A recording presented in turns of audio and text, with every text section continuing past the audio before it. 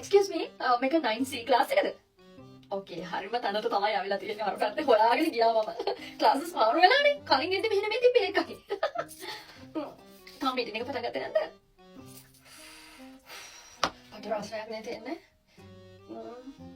ඔයත් මේ class එකේ ළමයි ගම කෙනෙක්ද? Okay. Miss Nayana. Hi. මම නතාලියාගේ අම්මා. මම පොලස් බැලුම රහයි දෙදා.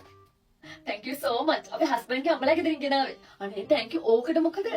තව මොන හරි කණ්ඩාසි දේවල් තියෙනවනම් කියන්න. මම ඔයත් ඒවන්න.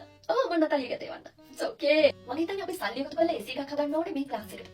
ළමයිනේ ගලන්නේ චුට්ටක් තේරුම් ගන්න බෑ. නේද? අනේ අම්මලා වුණා ළමයිව තේරුම් ගන්න පුළුවන් වෙන්නේ අපිටනේ. අනනමිස්. අනේ sorry කියන්නේ පුරුදු නැහැ. දැන් නතාලියා ලොකුයිනේ. ඉතින් අර කලින් වගේ අඳුන් ඇඳගෙන ඉන්න බෑනේ. ඉතින් ඒකින්ද තමයි මම මේ ඇඳගෙන ආවේ. ඔයා දන්නවනේ අනේ. ඔයා දන්නේ නැති දෙයක් තියෙනවද නැද්ද? important call එක. ඔව් තියෙන. signature එක ඕනේද?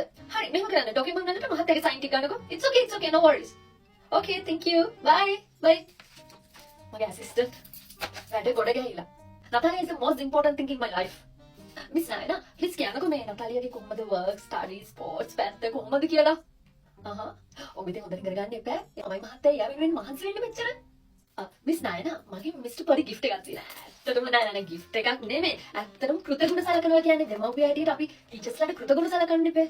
ඒක නිසා පුංචි තෑග්ග මේක චූටි තෑග්ග. ගන්නකෝ. කැරට් 22ක මාලයක් තියෙනවා. වාසයිද? Thank you Miss Nayana. Thank you so much. ළමයි සතුට කරලා ඉන්න කලින් ගුරුවරුන්ව සතුට කරලා ඉන්න බෑ නේද? ඒවා හැමෝම දැනගෙන කරන්න ඕන දේවල් නේ.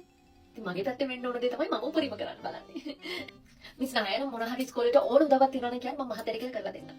හරි මේ දැන් මීටින් එක ඉවරයි නේද මිස් Nayana? මේ මට මීටින් ගොඩක් තියෙනවා. මම යන්නත් ඕනේ.